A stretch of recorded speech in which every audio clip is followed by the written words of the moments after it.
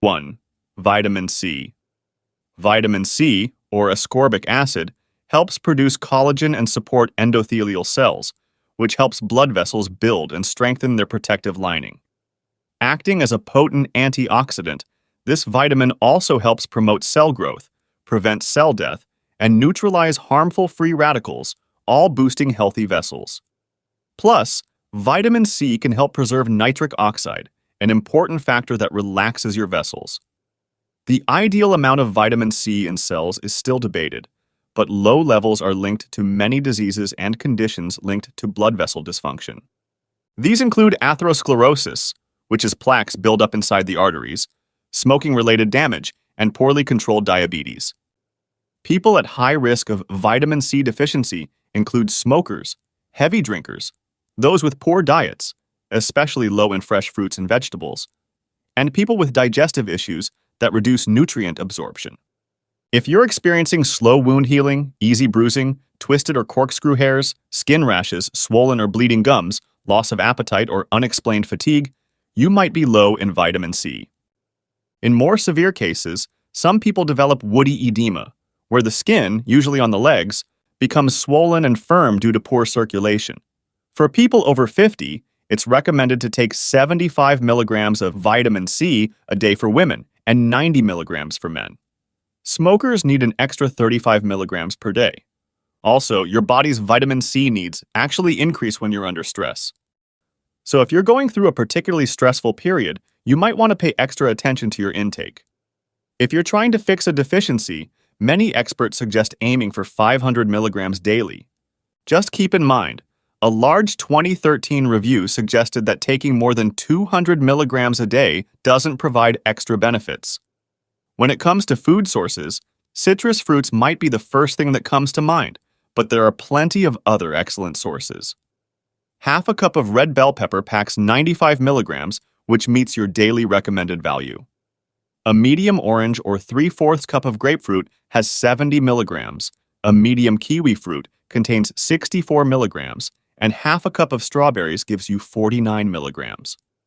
Cooked broccoli and Brussels sprouts are another great choice, offering about 50 milligrams per half cup, or just over half of your recommended daily value.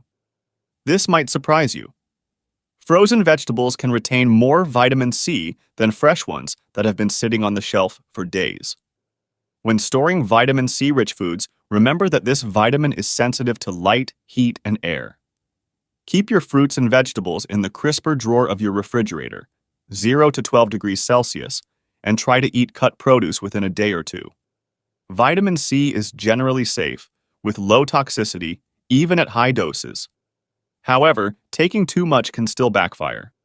Extremely high doses may actually lead to oxidative damage instead of protecting your cells. For those over 50, the recommended upper limit is 2,000 milligrams per day, except for those under medical treatment. It's best to build up gradually to avoid any digestive discomfort.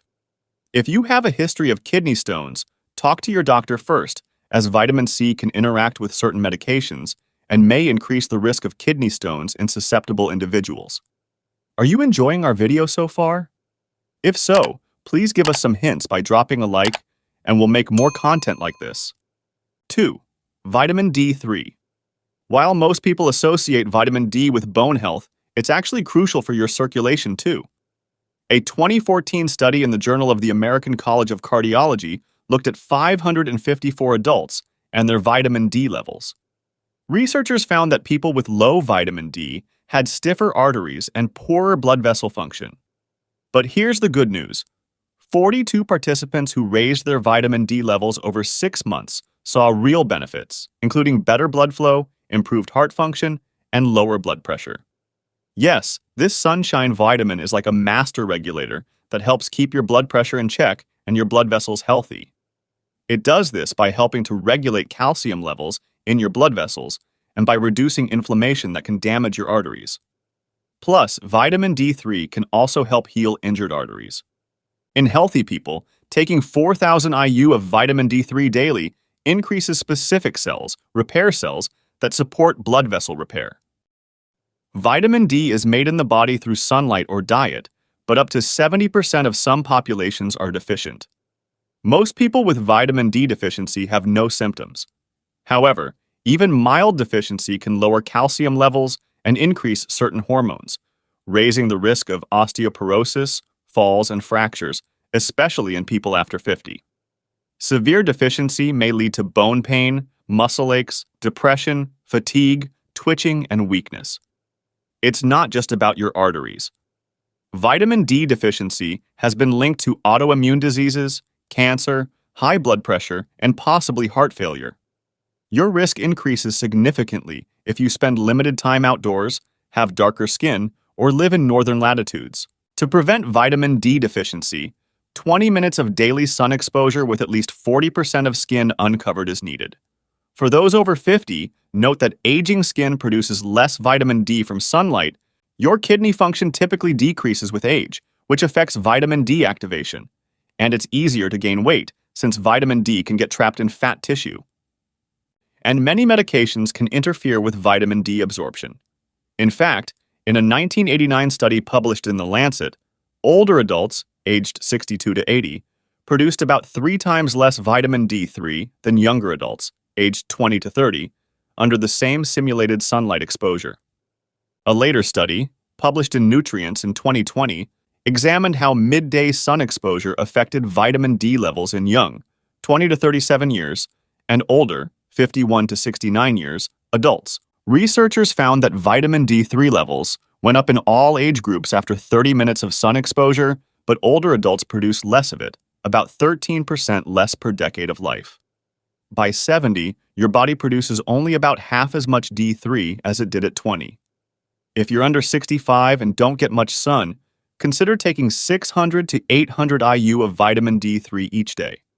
If you're 65 or older, go for 800 to 1,000 IU daily to help keep your bones strong and lower the risk of fractures. A typical fix for vitamin D deficiency is 6,000 IU daily for 8 weeks, then 1,000 to 2,000 IU daily.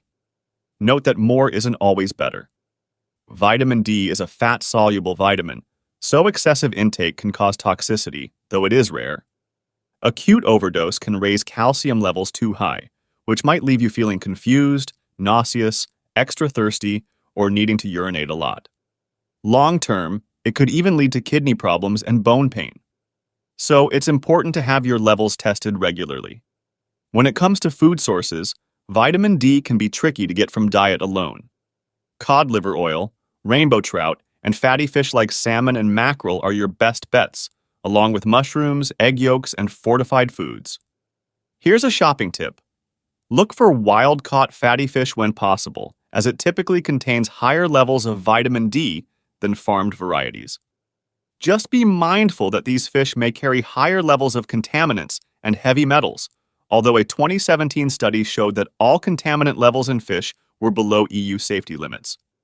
Protect yourself by choosing fish, especially salmon, sourced from clean waters such as Alaska's Bristol Bay and the Pacific Northwest regions, where monitoring standards are typically stricter and contamination levels lower. When choosing fortified foods, check the label to ensure they're using D3, also known as cholecalciferol, rather than D2, as D3 is generally better absorbed. If you're taking a supplement, keep it in a cool, dry place away from direct sunlight. 3. Vitamin K2. Now let's discuss vitamin K2, a crucial nutrient that helps keep your arteries clear and flexible. While its cousin K1 is famous for blood clotting, K2 has a special talent for keeping calcium where it belongs, in your bones and out of your arteries. By directing calcium to the right places in your body, K2 prevents it from building up in your blood vessels, where it could cause problems with circulation. In fact, vitamin K2 has been shown to prevent and reverse vascular calcification, the buildup of calcium in the walls of blood vessels, in animal studies. If confirmed in humans, it could revolutionize cardiovascular disease treatment. A 2025 study also highlights the link between vitamin K2 deficiency and coronary artery disease, or CAD for short, showing that lower K2 levels are strongly associated with disease severity and risk factors. A K2 deficiency can lead to issues like fractures, arterial stiffness, and infertility. K2 deficiency is particularly concerning for older adults, though it often goes unrecognized. Warning signs can be subtle but might include easier bruising, excessive calcification in arteries, as shown in medical tests, and weakened bone. Those taking antibiotics long-term, people with digestive disorders, and those on very restrictive diets are most at risk. Certain medications, such as blood thinners, can also block vitamin K activity. Eating too many processed foods instead of the fermented ones can also lead to a deficiency. There is no established recommended dietary allowance, or RDA for short, for vitamin K in the US, as there isn't enough data to determine an exact requirement. Instead, health authorities have set adequate intakes, or AIs for short, based on what healthy populations typically consume. If you're over 50, try to get about 120 micrograms per day if you're a man and 90 if you're a woman. Vitamin K2 dosage recommendations vary by country, with Japan suggesting 150 micrograms. Studies show its effects increase with higher doses, but the optimal amount for maximum benefit without overcompensation remains unclear. People taking blood thinners like warfarin need to be especially careful with vitamin K intake and should maintain consistent levels under their doctor's guidance. Also, if you have a history of kidney disease or are taking certain antibiotics, consult your healthcare provider about K2 supplementation. Vitamin K2 comes in several forms, with MK7 being the most well-studied for cardiovascular health. It has a longer half-life in the body compared to other forms like MK4, meaning it stays active longer and provides more consistent protection for your arteries. When it comes to food sources, K2 is found in fermented foods like natto, which is fermented soybeans, and certain cheeses. Cheese is the richest source of long-chain K2, also known as MKs, the most effective form of vitamin K in the Western diet. When buying cheese for K2 content, look for aged varieties like Gouda, Edam, Maasdam, Swiss, Stilton, and farm-made raw milk cheese. The longer they age, the bacteria produce more vitamin K2 during fermentation. Meat can give you some vitamin K2, but it mainly contains MK4, which probably comes from synthetic additives in animal feed. Only fermented vegetables contain K2, with natto, or fermented soy, standing out for its MK7 content, packing way more than sauerkraut, about 200 times more. Just a 3-ounce serving gives you 708% of your daily vitamin K needs, but it's an acquired taste. For storage, keep your K2-rich foods properly refrigerated. Fermented foods should be stored according to package instructions, and cheese should be wrapped in wax paper or cheese paper rather than plastic wrap to allow it to breathe while preventing it from drying out. For the best results, take vitamin K2 along with vitamin D. Vitamin D helps activate proteins that make K2 more effective, working together to support strong bones and healthy arteries. For those interested in the evidence, the studies supporting our claims are provided in the link in our description box. 4. Vitamin B3, niacin. Niacin, or vitamin B3, is like a natural circulation enhancer, which has been used for over 50 years to treat atherosclerosis, where blood vessels get stiff and clogged due to plaque buildup. One of its most notable effects is its potent ability to cause blood vessels to dilate or widen, improving blood flow to your extremities. It works by releasing nitric oxide, increasing blood flow. Think of it as helping to open up those highway lanes in your circulatory system, allowing for better traffic flow to your hands and feet. Human studies showed that vitamin B3 can help reduce blood congestion in the veins, and even improve vision and macular thickness in people with retinal vein occlusion, also known as RVO, or blocked vein in the retina. Simply put, this vitamin may help your body grow new tiny blood vessels and improve oxygen flow. Vitamin B3 is also known for improving cholesterol levels, which can benefit blood vessels. In fact, vitamin B3 has been used as a drug to treat high cholesterol. It raises HDL, also known as good cholesterol, and lowers LDL, also known as bad cholesterol, and triglycerides. This can reduce plaque buildup in arteries, potentially lowering the risk of atherosclerosis. Your vitamin B3 needs depend on how much you eat. For every 1,000 calories, you'll need about 4.4 to 6.6 milligrams.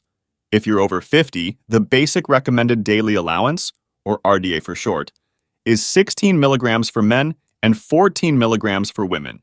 Note that most cereals and grains don't have much vitamin B3. That's why diets that rely heavily on corn and corn flour, especially if they're also low in tryptophan, can lead to pellagra, a condition caused by severe niacin deficiency. Fortunately, pellagra is rare because it's easy to get enough vitamin B3 from food. Just 3 ounces of beef liver gives you 93% of your daily value. Whole chicken and turkey breast provide 64%. Salmon, tuna, and pork are also great sources, containing 40 to 50% of your daily value in a 3-ounce serving, making it simple to keep your B3 levels up. For the average person, getting vitamin B3 from food or a standard supplement, up to 20 to 50 milligrams daily.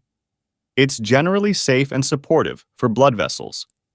The problems mostly pop up with megadoses, which should only be done under medical supervision. Be sure to take it with food to avoid an upset stomach, and if you're using a time-release version, don't crush or open it. Keep it away from heat and moisture, as these can cause it to break down more quickly. Note that as vitamin B3 can cause vasodilation, widening of blood vessels, especially in the upper body, this can also lead to that infamous niacin flush, which is redness, warmth, itching. A 100 milligrams dose on an empty stomach can cause skin flushing or burning. While this isn't harmful for most people, it can be uncomfortable. In some cases, high doses, like those used therapeutically 1 to 3 grams daily, might stress the liver. For people with certain conditions like liver disease, peptic ulcers, or are pregnant, the vessel widening effect might not be ideal. Niacin can also interfere with certain medications, including those for blood clotting, cholesterol, and gout. Here's where we need to emphasize caution. While niacin can lower cholesterol, too much of it may actually increase the risk of heart disease. A 2024 study analyzed blood samples from over 3,000 people in the US and Europe. Over 3 years, researchers found that high levels of niacin breakdown byproducts, such as 2-PY and 4-PY, were linked to a 1.6 to 2 times higher risk of heart attacks and strokes. This suggests that excess niacin may trigger inflammation and plaque buildup in the arteries, making its effects a bit of a paradox. So, it's important to consult your healthcare provider before taking niacin supplements. 5. Vitamin E. Vitamin E is another antioxidant that shields blood vessel walls from oxidative damage. It protects blood vessel walls by neutralizing free radicals that can oxidize LDL cholesterol or damage the endothelium, which is the inner lining. What makes it particularly special for circulation is its ability to help prevent blood clots from forming. Simply put, it prevents LDL cholesterol from oxidizing, which is a key step in plaque formation and plaque buildup, also known as atherosclerosis. It also has mild anti-inflammatory effects, keeping vessels less irritated and more pliable. Plus, vitamin E helps make red blood cells and keeps blood vessels open to prevent clots. This vitamin also supports the body's use of vitamin K, another guardian for your blood vessels as we mentioned before. For adults over 50, the recommended daily allowance is 15 milligrams, equivalent to 22.4 international unit if natural or 33.3 international unit if synthetic, of alpha-tocopherol, the most active form of vitamin E. Some research suggests that for other benefits or to treat a deficiency, you might need 200 international unit daily. Vitamin E needs fat to absorb, so it's smart to take it with a meal that has some healthy fats, for example, avocado or nuts. Plus, try taking vitamin E and vitamin C together. Vitamin C helps recycle vitamin E in the body, making both more effective at protecting your blood vessels. Simply put, vitamin E protects cell membranes by neutralizing free radicals. When it does this, it becomes oxidized, forming a radical. Vitamin C, another antioxidant, can regenerate vitamin E by donating an electron to this radical, converting it back to its active form, alpha-tocopherol. Vitamin E is commonly found in edible oils, especially wheat germ oil, nuts, and seeds. Just an ounce of sunflower seeds or almonds can provide 50% of your daily value. Sunflower oil, hazelnuts, and safflower oil are also excellent sources. While whole nuts can be expensive, you can often find them cheaper in bulk sections. Just be sure to smell them first. They should have a fresh, nutty aroma with no hint of rancidity. Remember that vitamin E is fat-soluble and can go rancid if not stored properly. Keep your nuts and seeds in an airtight container in the refrigerator, especially during warm months. For oils, dark glass bottles are best, and they should be stored away from heat and light. Deficiency is rare and usually caused by problems with fat absorption, not diet. People with fat malabsorption conditions, such as pancreatic problems, Crohn's disease, or celiac disease, are particularly vulnerable since vitamin E needs fat to be properly absorbed. Watch out for signs like muscle weakness, vision problems like narrowed vision or difficulty looking upward, numbness and tingling, and poor balance. These could indicate low vitamin E levels. Chronic stress and prolonged use of certain medications, especially statins for cholesterol control, can interfere with vitamin E absorption. A low-fat diet, while sometimes recommended for health reasons, can ironically lead to vitamin E deficiency if not properly planned. Since vitamin E supplements are widely available, concerns exist about their potential risks. At high doses, vitamin E can act as a pro-oxidant, promoting lipid damage in blood vessels, especially when combined with vitamin C. It is important to note that getting vitamin E from food is still safe. The concern comes with high-dose supplements, such as 1,000 milligrams, equivalent to 1,490 international unit if natural, or 1,100 international unit if synthetic, which, in rare cases, may increase the risk of issues like bleeding in the brain, also known as hemorrhagic stroke or birth defects. But for most people, a balanced diet provides just the right amount. Conclusion. Well, there you have it. Our comprehensive guide to the 5 essential vitamins that can help improve blood flow to your hands and feet after 50. But before you stock up on supplements, let us share some important takeaways that will help you make the most of this information. First, remember that these vitamins work best as a team. Vitamin C, the structural builder, fortifies blood vessel walls with collagen. D3, the flow enhancer, relaxes them for smooth circulation. K2, the structural guardian, blocks calcium buildup. B3, the flashy flow enhancer, widens vessels fast while aiding cholesterol. And E, the slow burn protector, shields against oxidative damage. Together, they're a powerhouse. C and K2 anchor structure, D3 and B3 boost flow, and E ensures longevity, keeping your blood vessels, especially to the extremities, strong, flexible, and clear. Here's something crucial to keep in mind. While supplements can be helpful, getting these nutrients from whole foods should be your first strategy.